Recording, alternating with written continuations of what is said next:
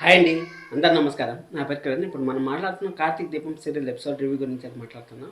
ఎవరినో కొత్తగా చూస్తాను మాత్రం ఖచ్చితంగా సబ్స్క్రైబ్ చేసుకోండి, అలాగే లైక్ చేసి వీడియో చూడండి. మీకు ఏమైనా డౌట్స్ ఉన్నా కామెంట్ చేయండి. ప్రతి కామెంట్కి రిప్లై ఇచ్చే బాధ్యత నాది. మీరు ఎలాంటి డౌట్ అన్నా అడగండి, నేనైతే దానికి సమాధానం అయితే చెప్తాను. ఇంకొక విషయము, దీపా పైన ఒక స్పెషల్ వీడియో అయితే చేద్దాం అనుకుంటాను. ఎందుకంటే దీపా స్టార్టింగ్ నుంచి ఇప్పటి వరకు ఎన్ని స్ట్రగుల్స్ పడింది, ఆ స్ట్రగుల్స్ వల్ల ఏమేమి ప్రాబ్లమ్స్ ఫేస్ చేసింది అనేది ఒక స్పెషల్ వీడియో అయితే వస్తుంది దీపా గారి గురించి. మీరైతే సబ్స్క్రైబ్ చేసుకుంటారని వెయిట్ చేస్తారని నేను మనస్ఫూర్తిగా కోరుకుంటే ఇప్పుడైతే సీరియల్లోకి అయితే వెళ్ళిపోతున్నాం. సీరియల్ కార్తీక్ దీపం సీరియల్ నెంబర్ 1 ప్లేస్ నుంచి నెంబర్ 4th ప్లేస్కి అయితే పడిపోయిన విషయం మీకు తెలిసిందే. టీఆర్పీ రేటింగ్స్ కూడా ఆల్రెడీ చేస్తున్నాం, మన ఛానల్లో ఉన్నాయి, వెళ్ళి చూడండి. ఎందుకంటే సీరియల్ బాగా డల్ అయిపోయింది. లాస్ట్ వీక్ దీపాన్ని జైల్లో పెట్టేసి దానివల్ల ఎమోషన్స్ అంత పండకపోవడం వల్ల బాగా డల్ అయిపోయింది. కానీ డైరెక్టర్ గారిని మాత్రం మెచ్చుకోవాలి. ఎందుకంటే సీరియల్ ఎప్పుడు కానీ డల్ అయినా కానీ సీరియల్ అట్ట లేపుతారు. ఎలా లేపుతారంటే ముందు అంతా పేర్చి పెట్టుకుంటారు, ఒక కుప్పలాగా పేర్చి పెట్టుకుంటారు. ఆ కుప్పలోంచి ఒక పేపర్ ఇలా తీస్తారు, ఆ కుప్పలోంచి ఒక పేపర్ ఇలా తీస్తారు చూడండి. ఆ పేపరే స్టోరీని ముందుకు తీసుకెళ్తుంది, ఇంట్రెస్ట్గా మారుస్తుంది.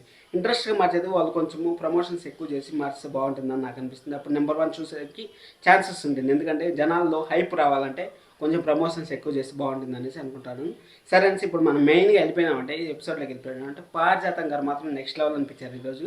ఎందుకంటే నెక్స్ట్ లెవెల్ అనిపించింది. కొడుకు పైన ఎంత మనవరాలన్నా కానీ కొడుకు పైన ప్రేమ ఉండేది మాత్రం నెక్స్ట్ లెవెల్ అనిపించింది. అది మాత్రం ఇంకా అక్కడ దీపా కార్తీక్ విషయంలో లాస్ట్లో మనకు ఒక హింట్ ఇవ్వాలనేసి అయితే చూపించారు.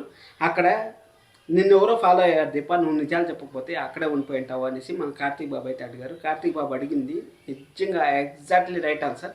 ఎందుకంటే అక్కడ కార్తీక్కి ఏం చెప్పిందంటే, అసలు నేను ఫాలో అయినా నన్ను ఎవరు ఫాలో అవ్వలేదు అంటే ఎలా తెలిసింది మరి నువ్వు పోయినట్టు అనేసి అంటే, నేను ఆల్రెడీ జోష్నాకు ఫోన్ చేసి చెప్పాను వస్తానా అనేసి అంటే, ఇప్పుడు కార్తీక్ బాబుకి వెలిగింది. అసలు జోష్నా చుట్టూరా వలాలు వేసినట్టు అల్లేసినారు ప్రాబ్లమ్స్.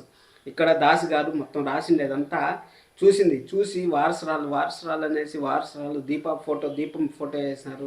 ఇన్ని చేసినారు కదా, అసలు డైరెక్టర్ గారు మన వాళ్ళని కన్ఫ్యూజ్ చేయాలని ఆ విధంగా చేస్తారంటారు. మీకు కూడా అర్థమైంటుంది. అక్కడ ఫోటో వేసి అంతా వేసే కొందికి పారిజాతం గారు అయితే ఎన్నెన్నో రీసెర్చ్లు చేసి భూతత్వాలు పెట్టి ఎతికినా కానీ అదేం సాధించలేకపోయారు. ఎందుకంటే పారిజాతం గారికి అర్థం కాలేదు.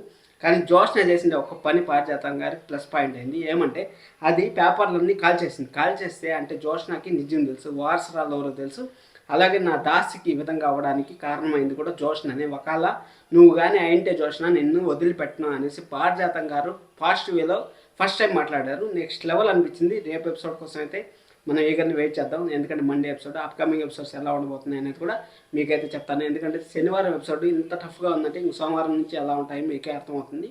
సబ్స్క్రైబ్ చేసుకోండి మరిన్ని వీడియోస్ కోసం. Thank you so much, love you all, by by.